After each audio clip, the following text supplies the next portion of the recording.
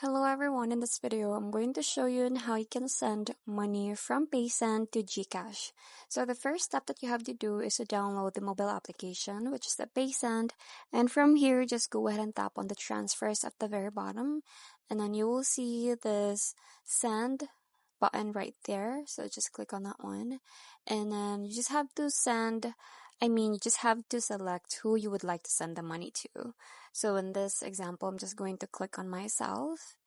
And then next is to select the country that you're going to be sending. So in this example, just click on Philippines since Gcash is available on the Philippines. So click on that one. And from here, just tap on the Gcash wallet. So you click on that one and then just have to provide the amount that you're going to be sending as well as the recipient's details. So after that, you just have to confirm and send the money. And that's pretty much it. I hope you find this video helpful. Thank you for watching, and I'll see you in my next one. Bye.